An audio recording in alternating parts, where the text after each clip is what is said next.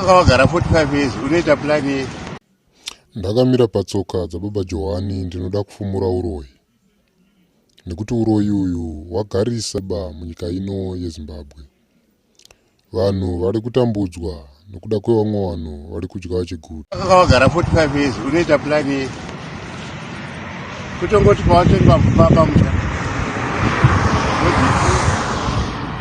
Weta hatizvipi pekugara hurumende inogadzirisa vanhu.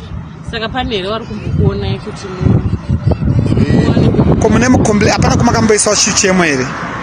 Zvaibvira kare kuti zvichibveiti kumakoti kokombonyiswa itonyiswa saka dollar power saka isa hatisina mari manje ndo inokonzeresa munyika munhu akaita mari yakawanda vasina mari area ino inonzi kwani panonzi kunonzi kwani kuno paMafusire headlands okay zvakanaka regai tindoudzawo vamwe vetinokwanisa kuudza kuti hatingaone kuti hapana department ringauya here rikamhanya kubatsira situation isi tikuziya uye akauya panapa takuma 10 years tiri panapa ende asiri kuti chichemo isusu kana hurumende ikanga yakuchiti tibve panapa isusu hondo yeche yakutotanga hatifaniri kutobviswa nemunhu asina kana pepa replaza hatozikanwi nokuti president restate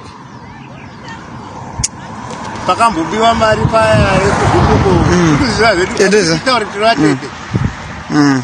yakati corruption yeku yebright matonga ndo yakati corruption yekuzupwa vakatenga mombe dzikange dzakufira dzashaya mafuro vachida kudzinga kuti vaite mapadhoki ndo vatazotarira vamutasa navamade nachipanga vauya kunoku naimboni ndiri kuharani senza kwapositive nhau yacho ndeiziva pandakangoburisani kani mukuona mombe dzeziva imari dziya dziri kutsvakwa dzavakabana nherera kuzupuko ndovakadonza zupuko wese kana kuti wakanomunyeurira mombe dziya dzinenge dzakabviswa neusiku hatina kuzokuona asi nekuda kuti sa hatina masimba kana vanhu vane zvigaro kumusoro kwavaine masimba vanozvanyirira vari pasi hatina kokutemera kunze kwehurumende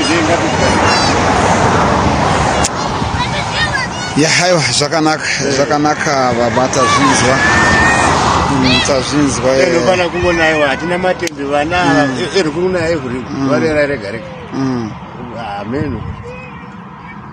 Yeah, this is pathetic. All right, thank you.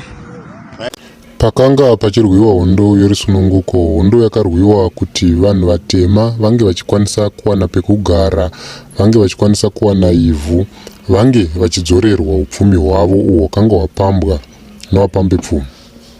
Asi kana mukatarira maitirwo zvoitwa zvinhu zvacho nayo vakuru ava, zvinhu zvazvichatariswi muko kana kuti gwara rakanga zvichifamba naro.